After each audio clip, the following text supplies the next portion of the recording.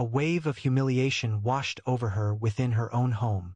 What should have been a joyous occasion, her grandfather's birthday party, a place intended for warm family connection, became a setting for mockery. "That's your gift?" Her adoptive sister scoffed, displaying a shimmering velvet box. The maids murmured amongst themselves. Her mother averted her gaze. Her father released a weary sigh.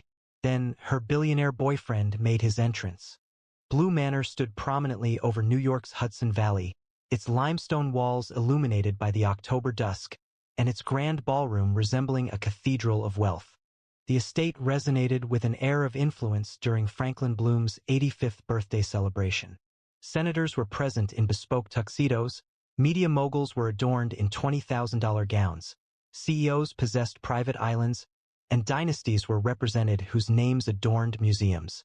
The Bloom family, an elite group with a logistics empire spanning continents, entertained 200 guests, with their sapphire invitations verified by velvet-gloved staff.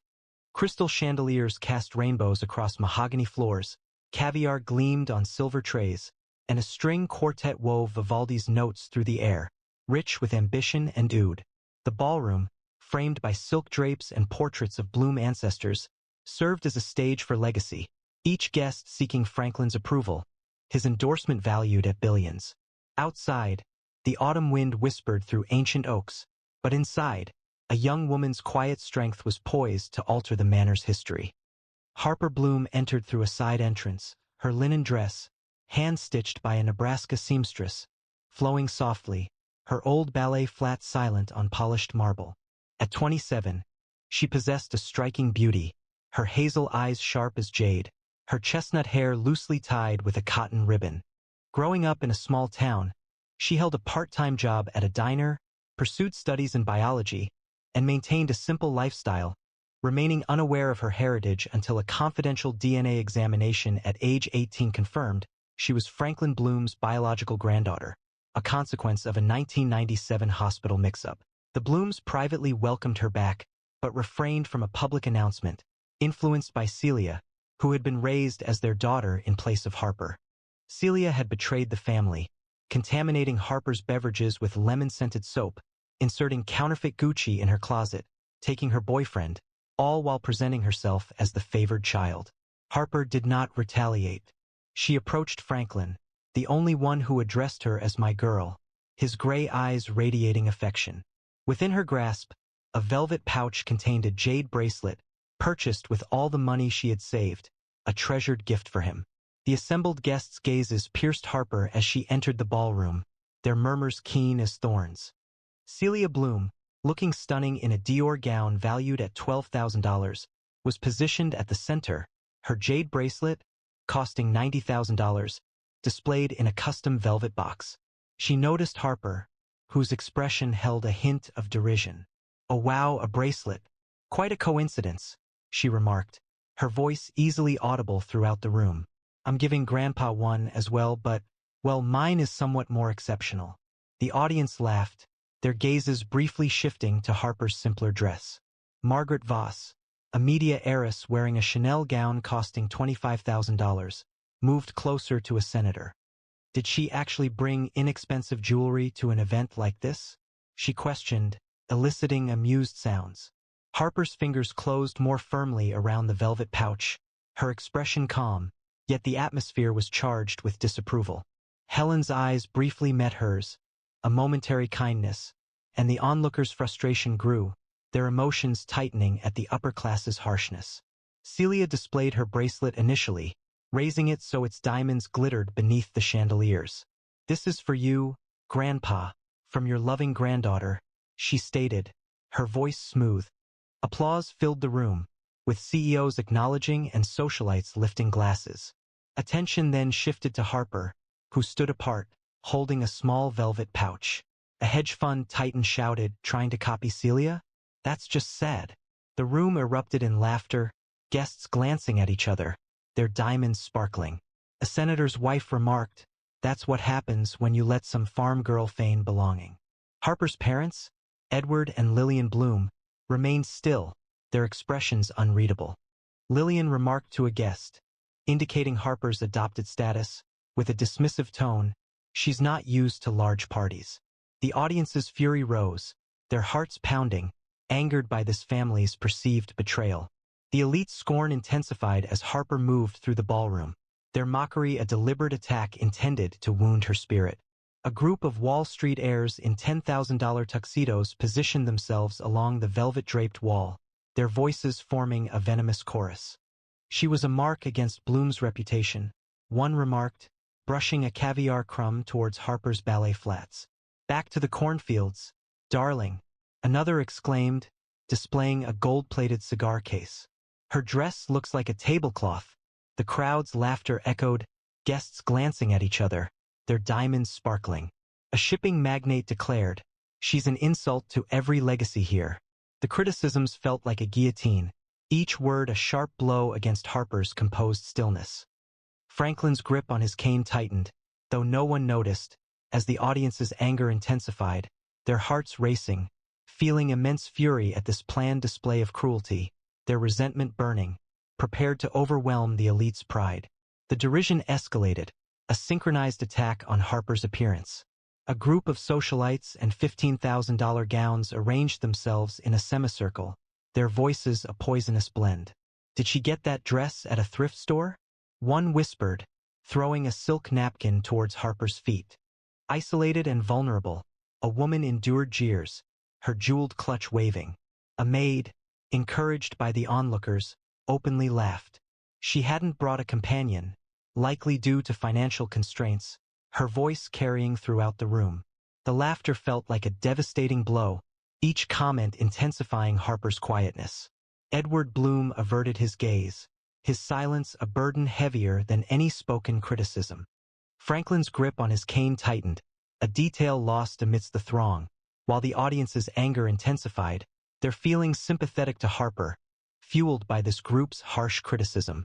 Celia's disapproval became more pronounced, her words a deliberate attempt to humiliate Harper before the distinguished attendees. She's not simply misplaced. She's a source of shame, she stated, her $12,000 Dior gown gleaming as she indicated Harper's linen dress. Grandpa must be deeply embarrassed to see this outsider in his manner. A wave of laughter burst from her group, their pearls chiming, their gazes shifting to Harper's cotton ribbon. She's a beggar, not a Bloom, Celia remarked, her voice strong enough to quiet the four. The attendees applauded, their disdain a heavy pressure, their murmurs circulating. She doesn't belong. Harper's hazel eyes glowed with restrained intensity, yet her smile remained, a defense against the hurt. Franklin's jaw clenched, his silence growing intense, but the audience's anger surged, their hearts aching for Harper, furious at this adopted daughter's betrayal revealed in the room. Celia's supporters attacked with increased force, their scorn a public condemnation. Ethan Reed, Harper's former boyfriend, now Celia's partner, moved forward wearing a $5,000 Armani suit, his smile appearing insincere. "You still look cute, Harper. Like a little sister," he said, his voice laced with false kindness. "Why does it seem like you consistently hurt Celia? You understand she makes a significant effort to show you affection." A collective intake of breath rippled through the audience, attendees quietly discussing, "She appears to be envious." Celia wiped away contrived tears, saying, "I simply desire for us to have a sisterly bond." The room's amusement overshadowed Harper's quietness, their remarks feeling like an overwhelming force. Harper offered a gentle smile, her hazel eyes calm, but internally she felt broken, the disloyalty a pain only Franklin's affection could ease. The audience's anger surged, a powerful wave seeking truth to dispel the manufactured falsehood. The elite's disdain became palpable, their words a sharp and bitter chorus. Vanessa Klein, a fashion mogul wearing a $20,000 Valentino gown, moved forward from a velvet chair, her voice cutting through the ballroom. "She's an insult to the Bloom legacy," she stated, indicating Harper's linen dress. Franklin must be ashamed to see this imposter present. Her companions acknowledged this, one stating, "No wonder she's alone, her own family disowns her." A tech billionaire exclaimed, "She's a fraud, probably forged her invitation." The laughter intensified, each falsehood feeling like a painful blow aimed at Harper's heart. Harper's fingers touched her cotton ribbon, her eyes focused on Franklin, but the crowd's disapproval felt like an immense burden. The audience's outrage surged, their emotions fueled by Harper's fury at this global elite's harshness. The staff's involvement worsened the situation, their actions a new disappointment. A butler, dressed in a neat uniform, stopped close to Harper, his voice quiet but clear, saying, "Miss, the service entrance is over there," indicating the kitchen, with a slight smile that was reflected by those nearby. "We typically do not seat guests of your kind in the ballroom," he added, prompting laughter from the privileged group. The onlookers' agreement felt oppressive, their superiority a blatant humiliation. Harper straightened her cotton ribbon, her hazel eyes steady, but Franklin's jaw clenched, a storm gathering in his silence. The audience's anger intensified, their hearts racing at this blatant disrespect, their fury ablaze poised to destroy the manor's integrity. The manor staff's contempt became obvious, their actions a public humiliation arranged for the elite's entertainment. A head steward, his uniform pristine, approached Harper near the ballroom's grand staircase, his voice dripping with condescension. "Miss, this area is for invited guests only," he said, loud enough for the crowd to hear. He gestured at her ballet flats, noting her attire suggested she was in the wrong section, his smirk mirrored by nearby guests. "We don't typically allow such simplicity at Bloom events," he added, sparking laughter from the senators and moguls. The audience's affirmation felt like an overwhelming force, their pride a stark condemnation. Harper straightened her cotton ribbon, her hazel eyes steady, but Franklin's cane shook, his silence a brewing storm. The spectators' anger intensified, their hearts racing at this perceived injustice, their resentment burning against the manor's dignity. The attendees' harshness reached its height, their whispers a poisonous storm. The daughter of a media tycoon, her $30,000 tiara catching the light, leaned in and whispered, "She's a con artist," likely bribed her way into the manor. Her friends murmured in agreement, one stating her story is false, simply a scheme to take advantage of Franklin. A Wall Street banker exclaimed, "She's an imposter. The Blooms have been deceived." The laughter was loud, each rumor like a weapon against Harper's composure. Franklin's gaze sharpened, his cane shaking, yet Harper remained still, her velvet pouch a steady presence. The audience's anger intensified, their hearts with Harper, yearning for this public shaming to cease, their fury a powerful surge against the elite's falsehoods. The guests' harshness reached its height as they spread hurtful rumors, their voices a sharp and bitter storm resonating through the ballroom. A publishing heiress and a $35,000 tiara leaned forward, her voice prominent and cutting. "She's a fraud, probably manipulated her way into the Blooms," she stated, her companions nodding in agreement, their diamonds sparkling. "Her mother's likely a fabrication, simply a tale to deceive Franklin." One person exclaimed, shouting, "She's a con artist. Blue Manor has been tricked." The laughter intensified, each rumor feeling like a blow aimed at Harper's heart. Guests murmured falsehoods, their accusations spreading rapidly. "She's after the inheritance." Harper's fingers gripped the velvet pouch, her gaze fixed on Franklin, but the crowd's slander felt like an overwhelming burden. The crowd's anger was palpable, their emotions aligned with Harper, their outrage a surge against this damaging falsehood, yearning for the truth to expose the elite's deception. A change in atmosphere occurred as the gift presentation commenced, with the attendees assembling close to Franklin's carved mahogany throne. Celia advanced, her $90,000 bracelet sparkling, her expression carefully composed. "For you, Grandpa, a representation of our connection," she declared, her voice strong and distinct. The attendees applauded, their diamonds glittering, senators acknowledging the gesture.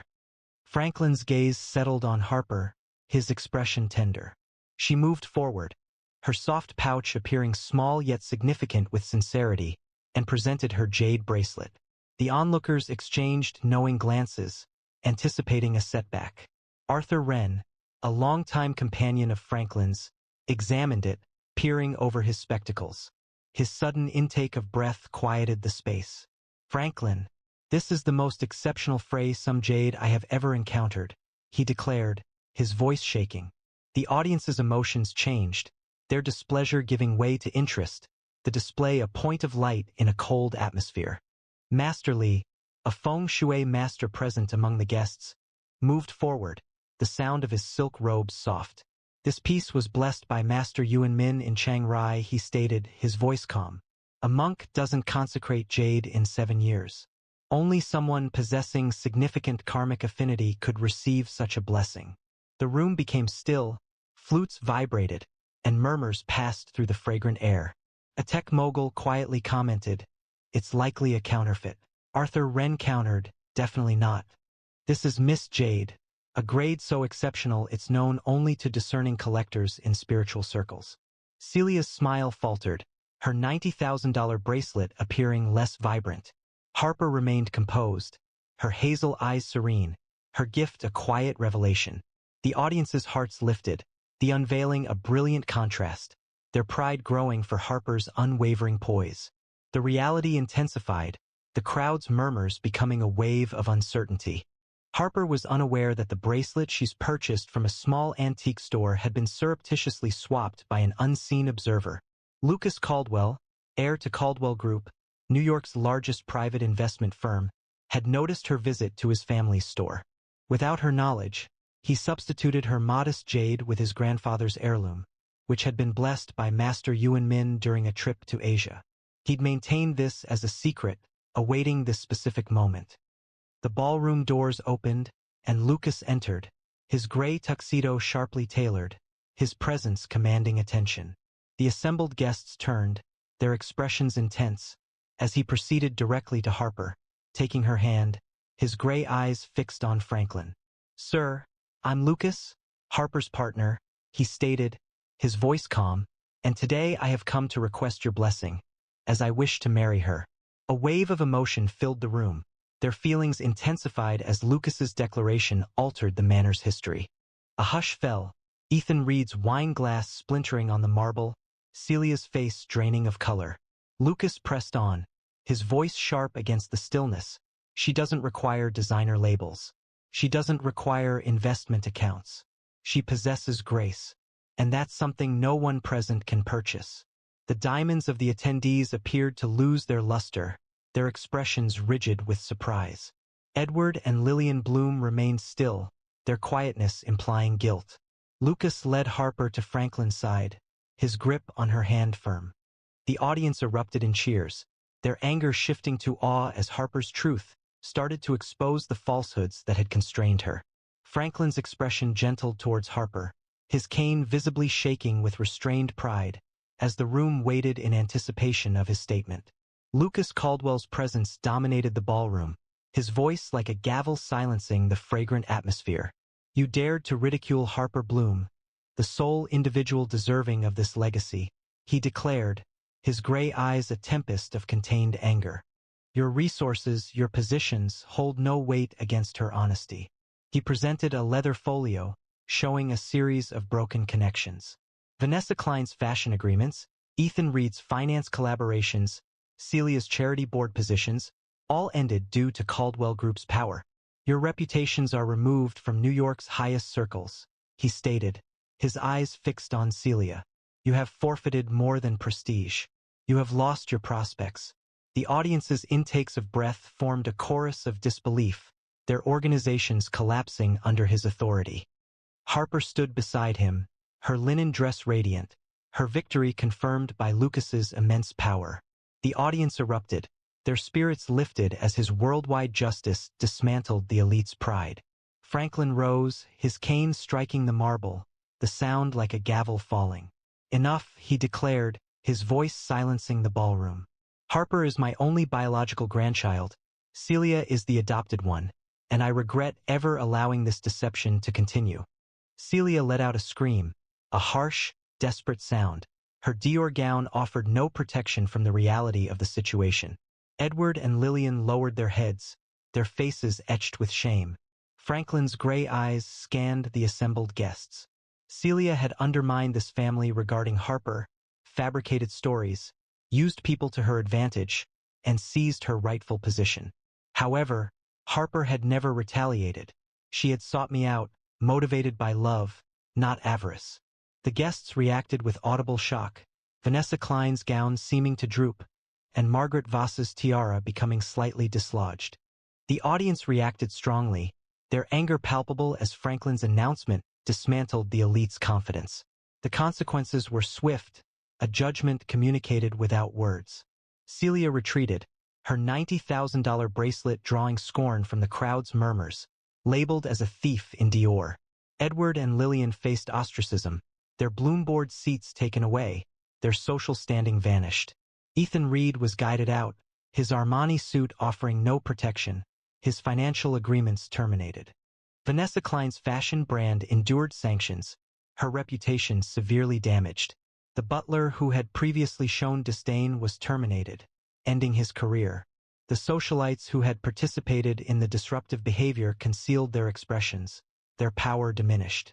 Harper remained steadfast alongside Lucas, her ballet flats grounded, her linen dress conveying a sense of understated elegance. The audience's anticipation escalated, their frustration evolving into elation, Harper's success demonstrating her poise. The downfall of the elite unfolded as a striking event, their pride broken under Lucas and Franklin's direction. Celia retreated, her Dior gown appearing inappropriate, her reputation becoming a warning for the attendees. Ethan Reed's financial empire collapsed, his disdain a visible humiliation, his companions guiding him out. Vanessa Klein's fashion brand encountered boycotts, her name a mark of social disapproval. The publishing heiress concealed her tiara, her false statements revealed as deceptions. Those who had shown disdain were let go, their careers abruptly concluded. Individuals who had discarded napkins were ostracized, their power diminished. Harper remained composed, her cotton ribbon a subtle adornment, her hazel eyes resolute. The audience's emotions surged, their resentment shifting to admiration. Harper's triumph and Lucas's fury, a spectacle that subdued the world's wealthiest within the manor's esteemed rooms. Harper's history remained a mystery, unknown to the attendees, not Celia, nor the elite. At 16, she independently studied biology, using her diner earnings to purchase textbooks. At 18, a DNA test dramatically altered her life, yet she focused on the possibility of finding family, rather than seeking financial gain. Deceptions from Celia, including tainted drinks and fabricated tales of stolen luxury goods, had caused her immense pain. However, Harper remained because of Franklin. Her affection for him served as a beacon during difficult times. Lucas observed her quietly, his own heart influenced by her strength, his inherited jade representing a pledge to safeguard her. Now, she stood in Bloom Manor, her cotton ribbon signifying her honesty, her silence a powerful force that exposed their deceptions. The celebration continued, the quartet resuming, but the guests' eyes remained fixed on Harper. A senator approached, his voice hushed with respect. "Miss Bloom, your presence is remarkable," he said, his earlier disdain now a regret. The media leaders stepped back, their sway diminished, their assistants working to preserve connections with the Blooms. The chief executives remained close, their organizations wavering under Harper's control. Harper moved towards the ballroom's terrace, her hazel eyes following Franklin's confident smile. She hesitated, her fingers lightly touching the cotton ribbon, her look unwavering as the affection she'd held. The crowd's admiration grew, their pulses quickening as Harper's subtle strength redefined the manor's history. A flurry of urgent requests filled the air, voices lowered in hushed tones. "Secure a meeting with Miss Bloom," one powerful individual exclaimed, his voice strained. "She's the inheritor now," someone murmured, her Chanel gown unable to mask the reality. The host remained nearby, his influence diminished, his prospects now dependent on Harper's decisions. Harper appeared on the terrace, accompanied by Lucas, with Franklin's arm around her. The assembled guests lowered their heads, the previous disdain now a distant memory. The autumn breeze propelled her as she exited the ballroom, leaving behind a procession of the world's wealthiest individuals vying for her attention, their bows signifying an unspoken acceptance of the woman they had previously scorned. She felt deeply humiliated, within her own home, by those adorned with borrowed diamonds and insincere smiles. However, when the truth emerged, an unstoppable force, they all realized one crucial point. The genuine air requires no glitter. Simply entering a room is enough to command its reverence. If you enjoyed this story, please like, share, and subscribe for more. We'd love to hear from you.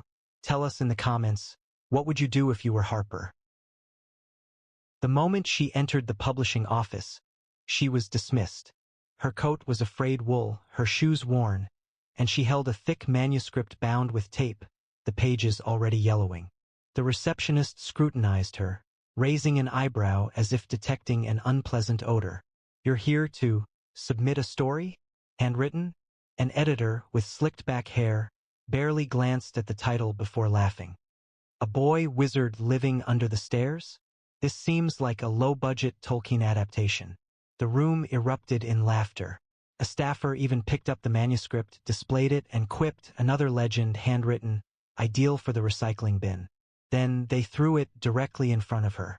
Emily knelt, recovered her manuscript, carefully smoothed a torn corner, and turned away, refusing to lower her head. She offered only a small nod, as if they were the ones being turned down. They simply didn't understand. What they discarded would become a literary phenomenon for an entire generation. And the woman they just mocked would reshape the world. Emily Brooks resided in a small flat above a bustling chip shop in London, a dwelling characterized by the scent of grease and a radiator that rattled like it was performing for a horror film. She was 31, a single mother to a 6-year-old daughter Lily, who slept on a mattress in the corner while Emily wrote at a shaky kitchen table. Each day began at dawn, balancing toast and crayons for Lily, followed by a quick trip to drop her off at school before going to the cafe close to King's Cross Station. The cafe was a somewhat run-down establishment with greasy food, chipped mugs, and a jukebox that had been broken since the 90s. Despite its appearance, it served as her sanctuary. There, in a corner booth, she would open her notebook and write, her pen creating a world where a boy named Harry Potter lived under a staircase, dreaming of magic. Her attire was unassuming, a pale sweater, a skirt mended at the bottom, shoes so dilapidated that the soles detached during rain. Her dark hair was frequently disheveled, secured with a rubber band, with strands escaping as if possessing a will of their own. She remained indifferent. She wasn't writing to gain recognition. She was writing for Lily, for herself, for the children she observed at the library who possessed only stories to find solace in. The manuscript, Harry Potter and the Glass Owl, represented her deepest emotions, a story of a boy who was overlooked, who discovered magic in a world that disregarded him, who ultimately chose to believe in himself. Each word was meticulously handwritten, each page a testament to her dedication, with pages taped together after the binding failed. Emily submitted it to 12 publishers. She had spent her remaining £20 on postage, carefully wrapping each copy in brown paper, her hands trembling as she closed the envelopes. She hadn't anticipated a positive response, merely an opportunity, but the rejections arrived quickly, each one sharply disappointing. "Do not attempt to write fantasy if you lack understanding of the world," one letter stated, bearing the signature of a senior editor at Crownwell Press, Martin Hale. "A woman writing magic? No thank you," another declared, the words written in red ink by a junior editor named Clara Voss. A note, "This tone belongs in a child's after-school diary, not a bookstore," came from someone at Regent House. It was written by Simon Trent, a literary agent. His name was stamped in gold on the letterhead. Emily read each one quietly, keeping her face calm. Then she put them away in a drawer. She didn't cry. She returned to the cafe and continued writing. While at a local bookshop where Emily occasionally looked at books, she overheard a literary scout from Pinnacle Books, Clara Voss, talking with the owner. "You won't believe the audacity of this woman," Clara stated, her voice laced with disdain.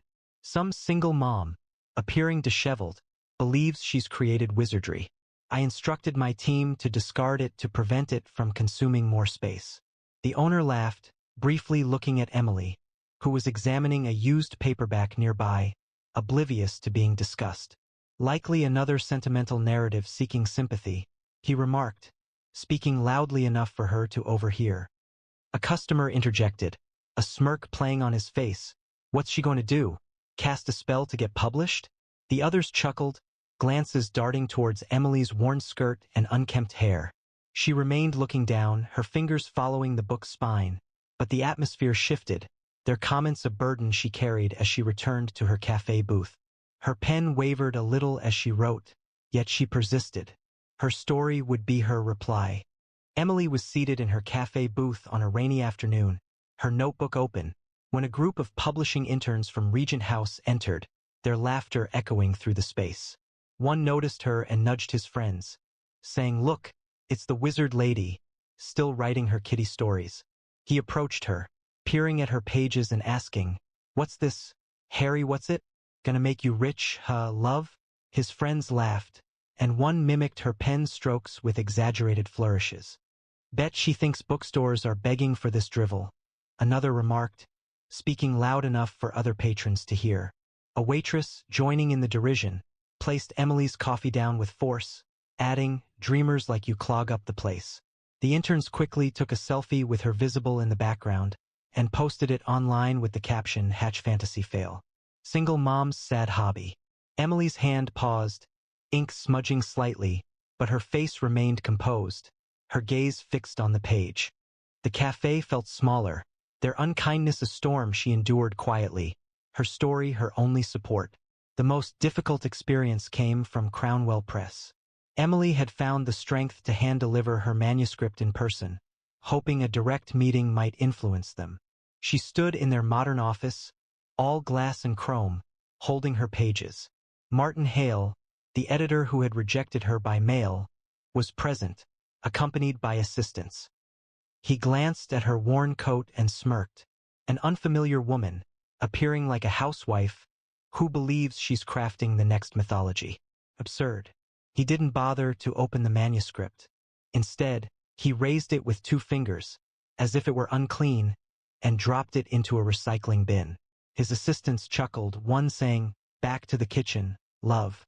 Emily crouched, recovered her pages, and departed silently. Her quietness wasn't surrender, it was resistance, a pledge to her story. Leaving Crownwell Press, Emily held her manuscript securely. A group of assistants trailed her to the elevator, their laughter bouncing off the hallway walls. One, a young woman wearing a designer scarf, remarked, "Hey housewife, perhaps stick to knitting next time. Writing is best left to the professionals." Another playfully imitated her walk, emphasizing the movement of her worn shoes, while a third took a photograph and shared it online with the caption, "Delusional wannabe attempts to enter the publishing world epic fail." The elevator doors shut, but their laughter persisted, clear and unwavering. Emily stood within, her reflection barely visible on the metallic surfaces, her expression calm but her fingers pressed tightly around her papers. Outside, a person on the sidewalk recognized her from the online post and gestured, saying to a companion, "That's the woman who believed she could create a bestseller." The urban environment appeared to taunt her, each look a reminder of her disappointment. Still, she continued walking, her quietness a defense, her narrative complete. Following the receipt of another rejection notice, Emily went to Pinnacle Books to make her appeal, her manuscript held securely. Clara Voss greeted her in the entrance hall, her red heels striking the floor with a sharp sound. "You again?" Clara said sharply, observing Emily's mended sweater. "I told you nobody desires your small magic story." She summoned coworkers, her tone derisive. "This is the one who believes she's the upcoming sensation, a single mother with a fairy tale." Laughter filled the air. One assistant discarded a crumpled coffee cup towards a bin close to Emily, and smiled when it brushed her arm. "Oops, thought you'd catch it with a spell," he remarked, winking at Clara. A security guard who overheard joined in, saying, "Time to go, lady, don't waste their time." Clara dismissed him with a wave, already turning away. "Stick to raising your kid, not writing flops," she called out, her words reverberating through the lobby with the sound of snickers. Emily departed, her gait resolute, her manuscript intact, yet the impact of their remarks lingered, a chilling dampness. Several months elapsed, and Emily's finances decreased. She reduced her food intake to purchase Lily new shoes, while her own coat became increasingly worn as winter's chill intensified. She was nearing the end of her resources when a letter arrived from Willow Tree Press, a small publisher struggling to stay afloat in a basement office. The owner, Margaret Cole, was direct. "The situation is precarious. Your book presents a risk, but I find it promising. We'll print 1,000 copies. Conditional on using initials, ensuring anonymity. No one should know the author is a woman." Emily paused, her pen poised over the contract. She was reluctant to conceal her identity, but Lily needed school supplies, and the flat's rent was overdue. She signed as E.J. Brooks. Harry Potter and the Glass Owl was released in June, a subtle distribution in a few London bookshops. The cover was simple, just a drawing of an owl with glass wings, the title in a small font, understated and without promotion. Emily didn't anticipate much. She continued working, taking shifts at a laundromat to make ends meet, writing at the cafe when she had time. However, then something changed. A public school in Leeds sent her a letter, handwritten by a teacher named Ms. Patel. It read, "We read your book to our class. The children haven't stopped discussing Harry. They cried when he found the glass owl. Thank you." Emily clutched the letter, her throat constricted, and placed it with her other rejection notices. When Harry Potter and the Glass Owl was initially released, it was a quiet debut amidst a flurry of well-established titles. However, it quickly gained momentum. A bookshop in Glasgow organized a reading, and children filled the space, captivated as Harry confronted the Shadow Veil. Parents shared accounts of nightly readings, their voices hushed with wonder. "My daughter hadn't engaged with a book in years. Now she refuses to put Harry Potter and the Glass Owl down." By August, London's biggest bookstore saw a line extending out the door, with children holding copies and reciting Harry's spells as if they were a hidden language. A video that became widely shared online featured a boy in Sydney imitating the glass owl's flight, his cardboard wings flapping energetically. News publications described it as a sensation arising unexpectedly. Emily's World, Hogwarts's candlelit halls, the owl's shimmering prophecy, was more than just a story. It provided a sense of belonging for those often disregarded. The book gained widespread recognition, each copy reflecting her unwavering spirit. The audience responded with enthusiastic applause, acknowledging the world's discovery of her. News of the book's popularity quickly circulated. A teacher in Manchester read excerpts aloud, and her students created drawings of Harry's wand, affixing them to their desks. A librarian in Bristol placed an order for 10 additional copies following disputes among children vying for the sole existing copy. A blogger, identified as Katie, a young person, shared a quote online. "The boy who wasn't chosen, chose himself." It received 100 likes, then 1,000, then 10,000. By September, bookshops were unable to maintain sufficient inventory. Parents described it as magical. Children claimed it as their own. A photograph circulated widely online, depicting a girl in a hospital bed, clutching Harry Potter, smiling for the first time in weeks. Emily viewed it on a library computer and wiped her eyes, her heart full. By autumn, Harry Potter and the Glass Owl was no longer simply a book, it was a cultural phenomenon. Schools throughout Britain designated it required reading. Researchers observed a remarkable shift. Children who previously showed little interest in reading eagerly finished Harry's story. A Paris library reported wait lists extending for months, with teenagers drawing the Glass Owl in their notebooks. In Chicago, a community center hosted a themed event, where families dressed as wizards, their laughter resonating through the streets. Social media platforms were filled with shared quotes. The boy who was not initially selected ultimately asserted himself. Artwork appeared on bedroom walls, and phrases were permanently marked on wrists. A Tokyo newsstand sold out within hours. The clerk remarked, "It's like Harry is real." Emily's narrative had cast a spell, its influence extending across borders, giving a voice to those who were unheard. Bookstores requested additional printings, their shelves emptied, as readers sent a large number of letters to Willow Tree Press.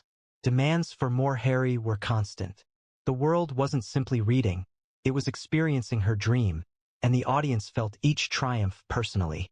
3 months following its release, the book became incredibly popular. It reached the bestseller lists initially in the UK, then in America and subsequently in Japan.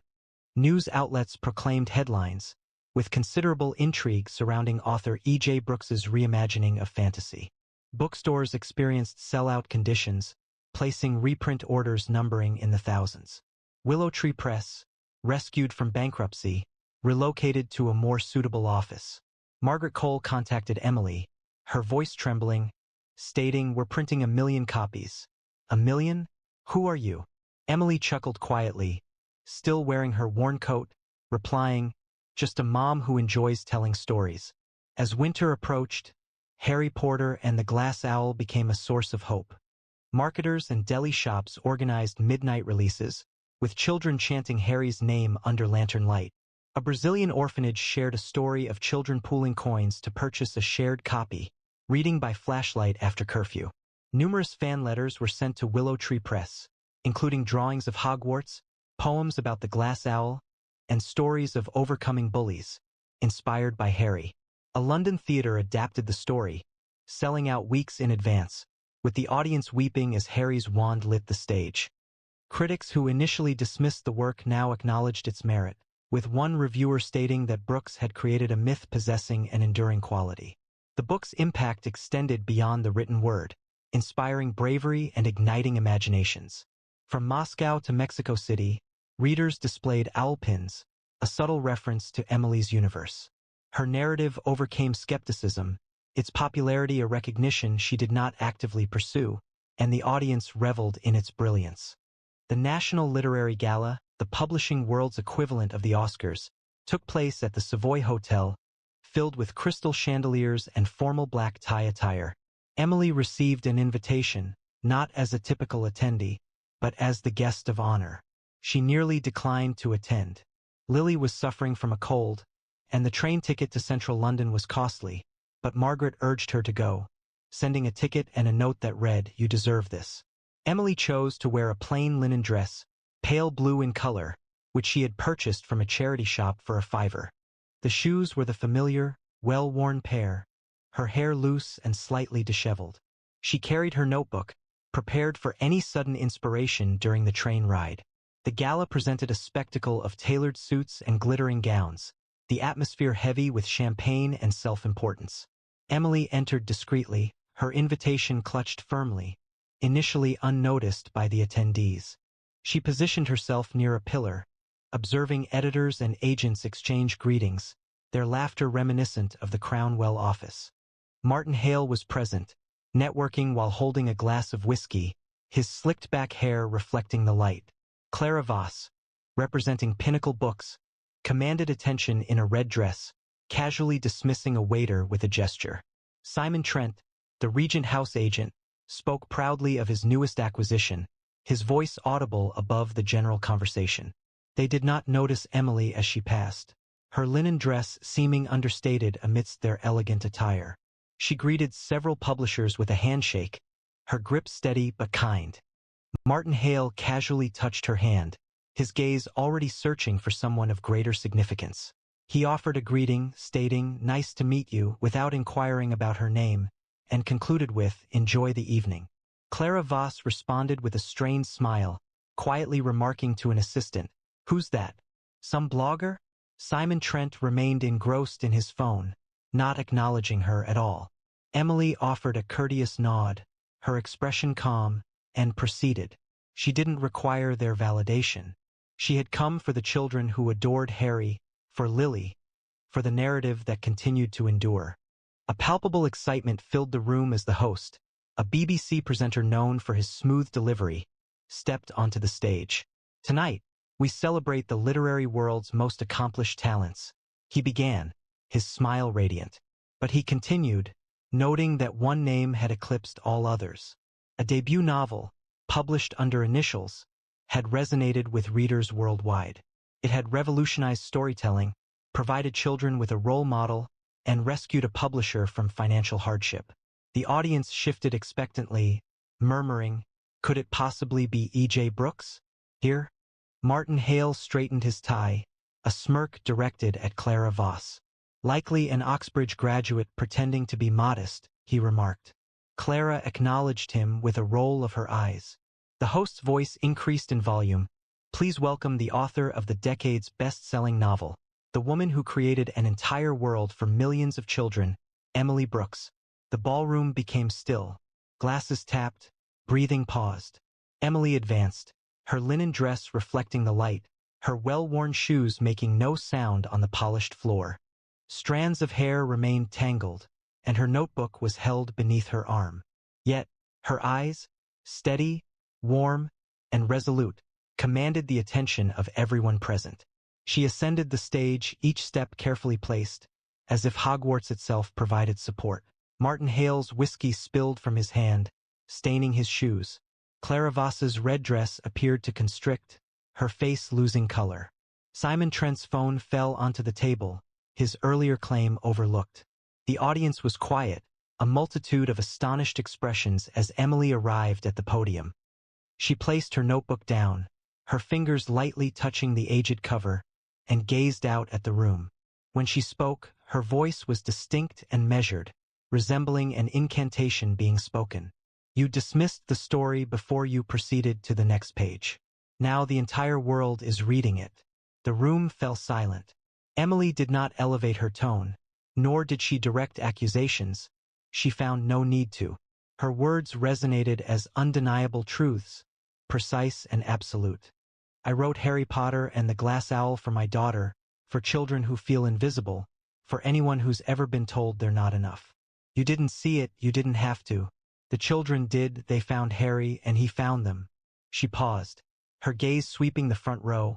Martin, Clara, Simon, all frozen.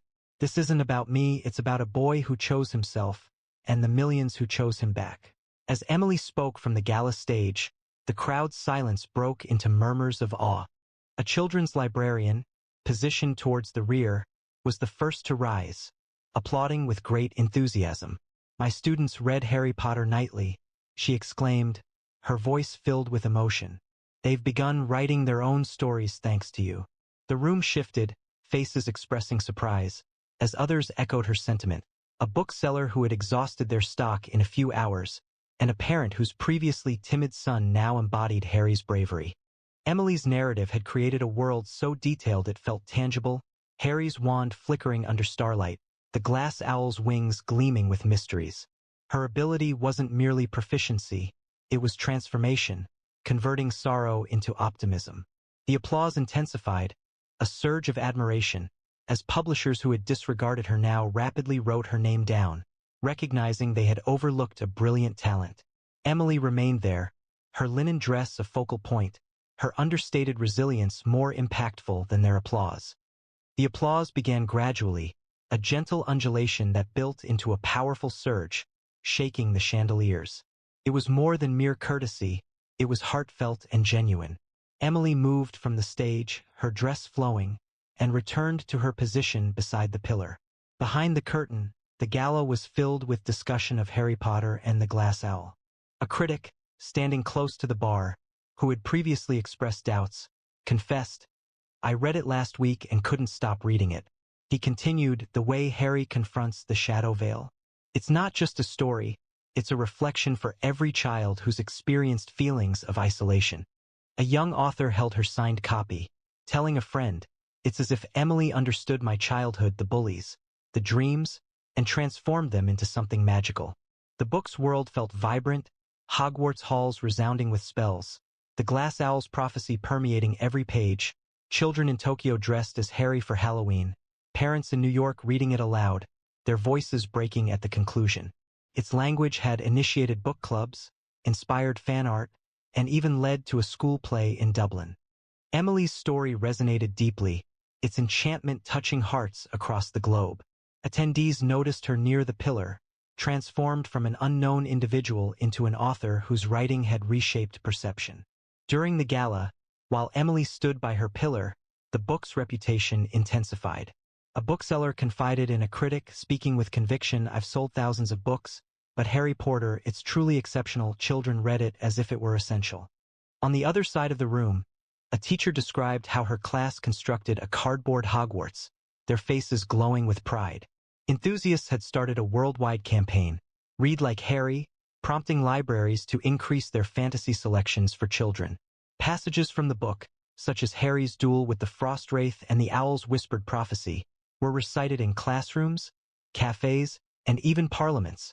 A UN delegate confessed it influenced her speech on hope.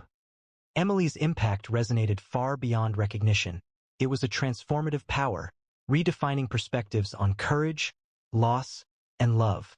From Cape Town, readers shared videos, celebrating with dances to Harry's theme, while New York's Times Square displayed the book's cover. The murmurings of the audience shifted to awe, their gaze fixed on Emily, now perceived as a mythmaker in a linen dress, her triumph a shared global victory. The host struggled to proceed, but their words fell on deaf ears. Attention remained on Emily, whispers circulating. Is that her? She's E.J. Brooks? She authored that book? Martin Hale slumped into his chair, his face ashen. Clara Voss held her clutch tightly, her smile vanished. Simon Trent looked at his phone, as if willing the moment to disappear. By morning, the consequences arrived quickly. Crownwell Press, Martin Hale's source of pride, encountered a public relations crisis. Blogs resurrected the recycling bin incident, and readers overwhelmed social media. Crownwell passed on Harry Porter. Billionaire. The board reduced his position to junior editor, his office relocated to a cubicle. The reputation of Clara Voss's pinnacle books suffered a significant blow when a leaked email revealed her No Women note. Authors departed, and her newest fantasy series failed, derisively labeled No Magic Here. Simon Trent's agency experienced a loss of clients following his boast about dismissing Emily's diary entries. His letterhead, embossed in gold, held no value now. His workspace was covered with manuscripts that hadn't sold. The publishing world reacted as Emily's triumph became apparent. Simon Trent, the agent who had previously dismissed Emily's diary entries, observed his agency collapse swiftly. Prominent authors distanced themselves, pointing to his perceived lack of foresight, as bookstores declined to stock his clients' titles, prioritizing displays for Harry Porter. His gold-stamped letterhead became a target for online ridicule, with memes labeling it the man who missed magic. Clara Voss's professional life suffered a dramatic downturn following the viral spread of her No Women email. Pinnacle's share price decreased significantly, leading to her reassignment to editing cookbooks, her red dress now a source of regret. Even Martin Hale's reduction in role caused considerable distress. Rumors circulated among his colleagues regarding his mistake, and his electronic correspondence was flooded with negative feedback from readers. They had discarded Harry. Their pride had resulted in complete loss, their identities now minor references in Emily's celebrated story. Applause erupted as online platforms declared her the sovereign writer who crafted narratives with simplicity and honesty. Emily ignored the commotion. She was at the cafe, working on the next installment, her writing instrument moving while Lily played nearby. Willow Tree Press sent her a royalty payment. The prize provided enough for a larger apartment, a suitable bed for Lily, and a fresh notebook. She remained composed, silent in her triumph, and simply wrote, her story proving more resilient than their criticism. The world embraced Harry Porter, and Emily Brooks, the individual once dismissed as insignificant, evolved into a celebrated figure. This demonstrates the strength of a narrative that refuses to be silenced. If this story resonated with you, please like, share, comment, and subscribe for more content. The moment she entered, she was dismissed. Her appearance was striking. A wrinkled oatmeal-colored dress, scuffed leather shoes, and hair loose down her back. An actress turned, speaking loudly enough for everyone to hear. Seriously? Appearing at the prestigious casting looking like that? She proceeded into the casting room, and the director's voice erupted. Oh my God! Are you mocking me? This is an insult. Get her out. Out. Despite the commotion, only one sentence was needed. The statement hung in the air, leaving the entire room utterly still. This was the final casting for Noble, a celebrated fragrance brand staging its initial return in 10 years, with a worldwide campaign filmed by Ethan Cole, the famously demanding director known for several Academy Award-winning art films. The central concept? Nobility. Not in a traditional aristocratic meaning, but something more profound. Something timeless. Auditions were taking place in Manhattan, at the top of the modern glass building belonging to Noble Corporation. Only 30 actresses were invited, carefully selected from thousands nationwide. These women represented the elite Golden Globe recipients, established talents, and popular figures in the media. Ellie Harper, however, seemed out of place, or so it appeared. She was an unknown, lacking a stylist or support team, and arrived wearing a simple dress, accompanied by a manager relying on a feeling and harboring a secret that would dramatically alter the situation. The casting took place on the top floor of the Noble Corporation's modern Manhattan skyscraper. Ellie Harper followed her manager, Claire Dawson, into the room and was almost overwhelmed by the brightness. The space was filled with well-known actors, with only a few unfamiliar faces present. The event's theme was nobility, so attendees were dressed in elaborate attire, including designer gowns, sparkling jewels, and impeccably styled hair. The majority of the attendees were familiar with one another, engaging in brief greetings and professional introductions. Those less acquainted sought opportunities to compliment prominent figures, and the room resonated with animated conversation. When Ellie entered the doorway, an abrupt stillness fell over the space. It wasn't due to recognition, no one knew her name, but rather because, in contrast to the well-known attendees adorned with diamonds, she seemed strikingly out of place. Some might have described her appearance as unconventional. Her dress was a simple, somewhat faded oatmeal-colored shift, and her brown leather shoes showed signs of wear and scuffing. She wore no jewelry, no makeup, and her chestnut hair flowed in loose, unbound waves down her back. The room was crowded with Hollywood's elite, and after a moment of surprised looks, they made no effort to conceal their disapproval. They didn't even quiet their voices as they openly criticized her directly. The question arose, who was this? Some whispered she appeared to have just emerged from a dumpster. Others wondered if she was lost. An actress made a dismissive expression. Another exclaimed, absolutely not. She's represented by Claire Dawson, the former manager of Vanessa Lane. Everyone recognized Claire, the highly successful manager who had propelled Vanessa Lane to fame before Vanessa's sudden retirement. Seeing Claire with Ellie caused astonishment. Wait, that's Claire's latest client? The one she's promoting so heavily? Producer derided. Even without Vanessa, Claire's professional history shouldn't involve working at this level. Is Dawson's agency in such a difficult situation? It's hard to believe they can't afford a stylist, someone remarked. No, they're not without funds, they simply don't prioritize her, another responded. Disparaging comments arose. Vanessa damaged her career due to a relationship, and Claire was oblivious until Vanessa made the announcement. She was her manager, and didn't realize the situation until then. Yeah, Claire's career has declined, a voice added. The prominent talent at Dawson's agency is Monica Reed, not Claire. Just then, a rising star from Starlight Entertainment, Brooke Kendall, approached Claire with a saccharine smile that couldn't quite conceal her derision. Claire, you're bringing a new talent to the casting? She inquired, her gaze dismissively assessing Ellie's attire. Claire responded calmly, I signed her up impulsively. She successfully completed the preliminary rounds, so I thought it would be beneficial experience. Her voice was modest but resolute, a veiled display of Ellie's achievement in reaching this stage among the nation's leading actresses. Brooke's expression became condescending as she observed Ellie, shaking her head. Claire, no offense, but even a waitress wouldn't present themselves this way. Do you feel Vanessa's departure severely?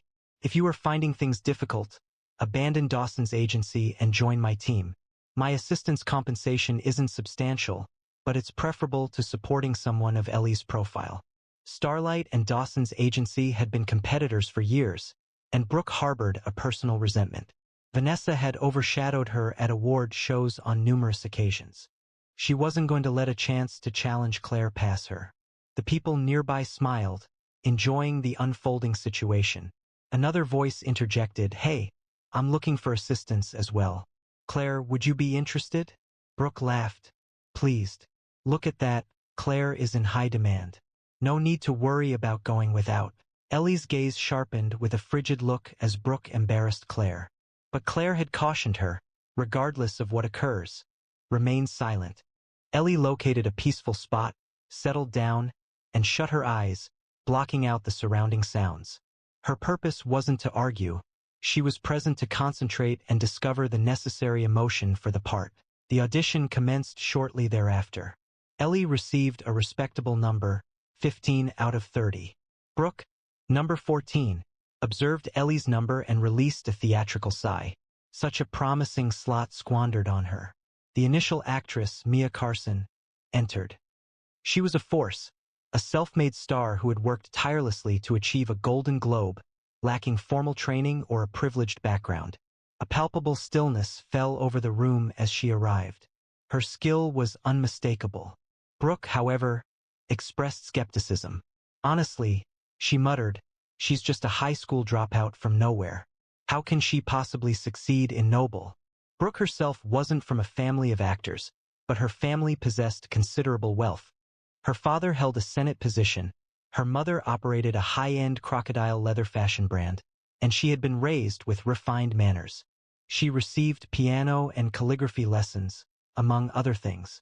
Today, she wore a dress valued higher than Noble's entire advertising budget, and her self-assurance was evident.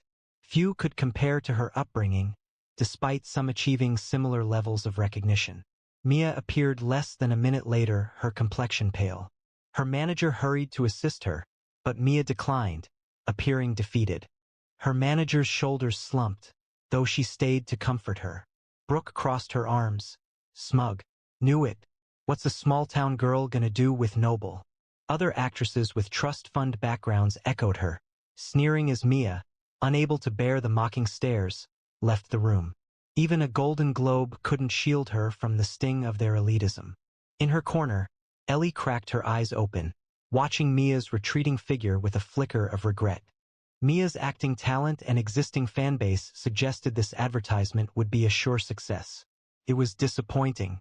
The second actress, a coal heiress whose father had funded her career, performed even worse. The third, a Naipo baby with actor parents, lasted only 3 minutes. She was adequate but ultimately unsuitable. As actress after actress was considered, even the most established names failed to meet expectations.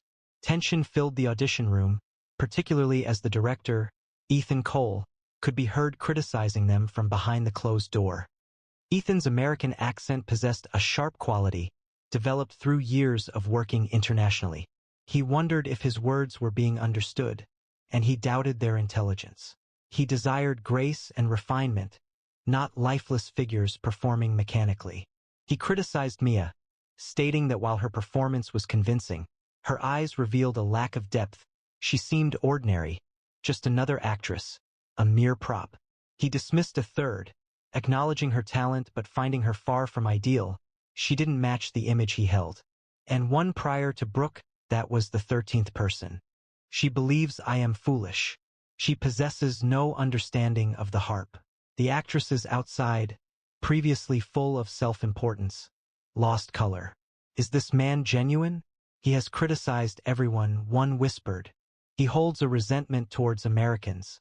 Another complained. It is simply an advertisement. Why is he behaving as though we must be specialists? Does he anticipate that we should become proficient in everything? Brooke laughed derisively, flipping her hair. Only individuals lacking talent create justifications and fault the director. As number 14, she entered the casting room. When Brooke opened the door, Ethan's scowl lessened. She wore a vintage-inspired gown, adorned with pearls and emeralds, and her blonde hair was styled in an elegant updo with a jade hairpin. She wasn't simply noble. She was a vision of American glamour with a hint of timeless sophistication. Ethan's eyes brightened, and his tone grew warmer. Come on, my dear. Step closer. Let me see you. Brooke stood confidently, allowing him to assess her. Growing up in privileged environments, her every movement, her smile, her bearing, displayed innate elegance. There was no need for pretense. Ethan walked around her, acknowledging with nods. Very well, Brooke. Let's see what you can do. The casting room was filled with a variety of props. A grand piano, a calligraphy set, a chessboard, an embroidery stand, and a silk fan. Brooke's eyes focused on a harp. This one, she stated, lightly touching the strings. The harp presented a greater challenge than a piano, demanding complex technique. 7 pedals, 47 strings, a range of 6.5 octaves.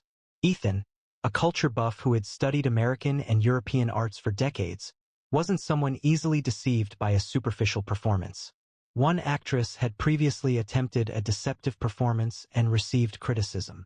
Ethan raised a brow as Brooke selected the harp, displaying skepticism. However, as she commenced playing, his expression changed. Her fingers moved gracefully over the strings, producing a melody that was both subtle and powerful. Following her performance, Ethan hesitated to reject her immediately. This was unprecedented. He spent a considerable time discussing the matter with his assistant. Eventually, the assistant approached Brooke with courtesy. "Ms. Kendall, we are still in the audition process, but could you please wait outside? We will inform you of our decision." The unspoken message was evident. They were impressed, but further evaluation was needed. Brooke responded with a pleasant smile. Certainly. Internally, she allowed a confident smirk. Who could possibly surpass her? The role was undoubtedly hers. As Brooke exited, a palpable excitement filled the room. She had been in there for almost 10 minutes, and instead of Ethan's typical shouting, they had heard the harp's delicate music. Brooke didn't retreat like the others. She sat down, composed, prepared to be summoned. It was clear. She had made the shortlist, possibly even secured the position. The other actresses' certainty lessened. The established performers didn't want to chance embarrassment. But the prestigious contract was too appealing to relinquish. "Number 15, you're up," the assistant announced. Ellie, still absorbed in her thoughts, remained still. Claire, seated next to her, didn't intervene. She understood Ellie needed this time. Brooke, noticing Ellie in her view, felt compelled to speak. "Claire, I'm not intending to be unkind, but why select her? Starlight dismissed her for a reason. Are you genuinely allowing her to audition in that state? If she performs poorly, it reflects not just on you, but on your entire agency." Brooke's words directed all attention to Ellie. The room shifted, with some actresses quietly laughing. Targeted as the recipient of their criticism, perhaps they wouldn't appear so unfavorable compared to Brooke. Several, however, remained silent, questioning whether Ellie's disheveled look was a calculated choice, a hidden tactic. Perhaps she would change before entering. "Claire, I'm ready," Ellie said quietly, opening her eyes. Claire nodded. "You can do it. Number 15, let's go," the assistant repeated. Amidst a wave of doubtful gazes, Ellie rose, adjusted her dress, and proceeded calmly to the casting room. The moment she vanished inside, the room erupted in whispers. "Is she really going in like that?" One actress murmured. "I had anticipated a hidden strategy, but it seemed she was auditioning as if she were down on her luck. Ethan is going to be furious. She's in serious trouble. Perhaps it's better not to know." Then, Ethan's voice boomed through the doorway. "Are you insulting me, insulting Noble? Get out." Brooke took a drink of juice given to her by her assistant, a smile playing on her lips. "That went better than I thought." Why proceed when failure is inevitable, clinging to the hope of an unexpected outcome? She retrieved her phone and initiated a call. "Hey, Savannah. Brooke, are you finished? How did it proceed?" Savannah's voice was even and comforting. "Exceptional, as expected," Brooke, she responded with a hint of confidence. The initial 13 actresses presented challenges, but the remainder? They were no match. "You are guaranteed success." "Of course you would succeed," Savannah laughed. "Thank you for making way, dear. This opportunity would have rightfully been yours. Please don't exaggerate. I've assisted you before, such as securing a partnership between your father's company and my mother's brand last month. Minor things. You won't believe who I just saw." "Who?" "Your foster sister, Ellie Harper, the country bumpkin." "What? How did she get into a Noble casting?" "I have no idea what fortunate circumstances she encountered to succeed in the prelims, but it was amusing to watch. The theme is nobility, and she appeared as if she lives under a bridge." "She's lost it," Savannah laughed. "Absolutely. Avoiding interaction with her is wise. She is creating a difficult situation for herself." Regardless, I must leave. I'll speak with you when I have cause for celebration. Within the casting room, Ethan's anger encountered Ellie's composure. She remained present, undisturbed, her clear, hazel eyes meeting his. A quality in her gaze, sincere and resolute, caused him to hesitate, as if he were the one who didn't belong. Her attire was unremarkable. It was simply quite understated compared to the others' elaborate appearances. The dress, though used, was tidy and clean. Her unadorned face, gentle and simple, evoked a line of verse for him, like a lotus blooming purely from the water, free from embellishment.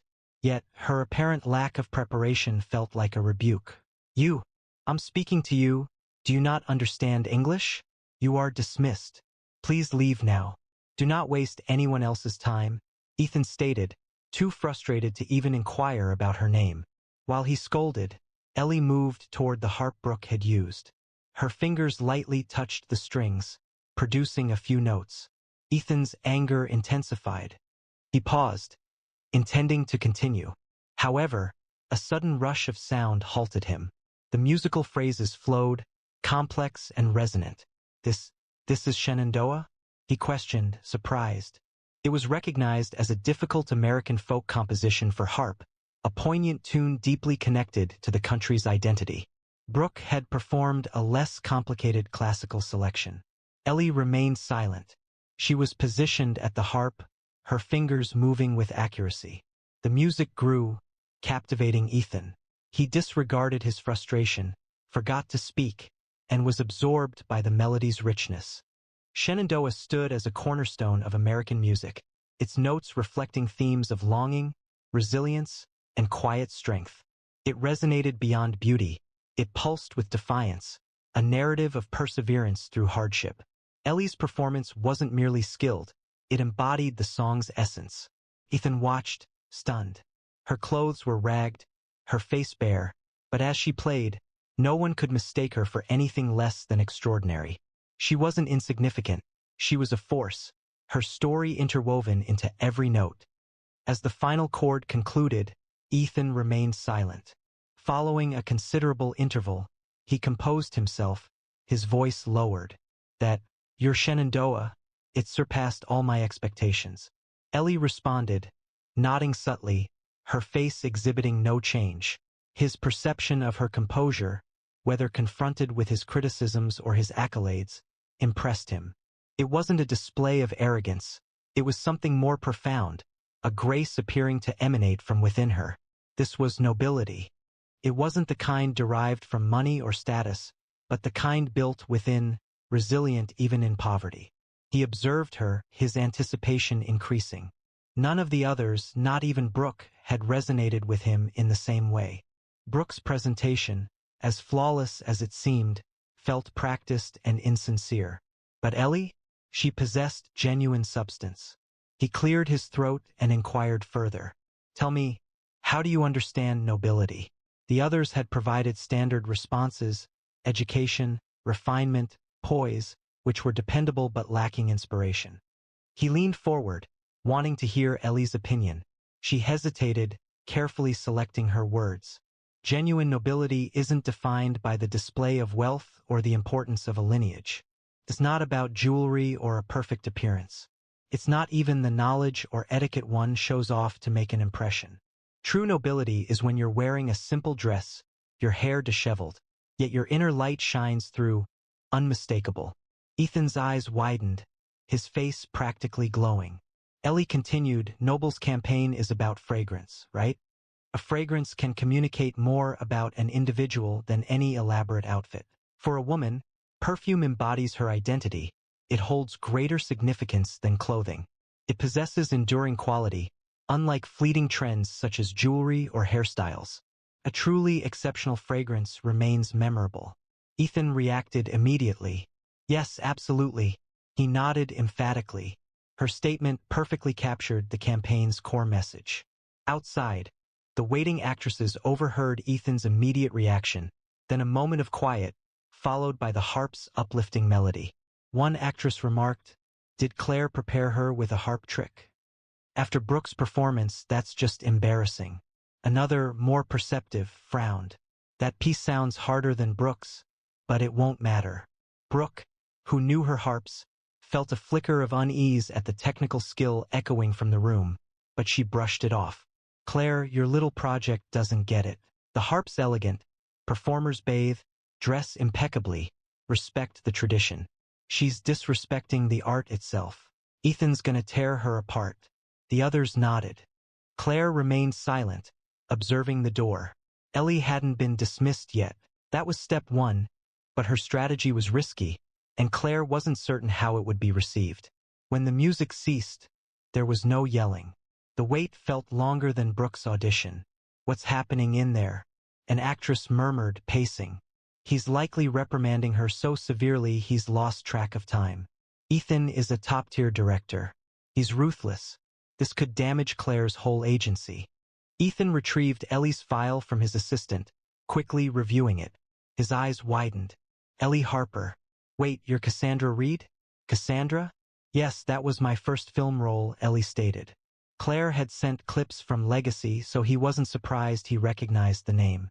However, his enthusiasm appeared considerable. Ellie continued, the moment I saw Cassandra, I was captivated. I need to see that film in theaters. When's it out? Ethan's regret was noticeable. He nearly didn't recognize her, as her usual appearance differed significantly from her on-screen image. Ellie offered a polite smile. Still in post-production, likely a month away. She added, thank you for the kind words.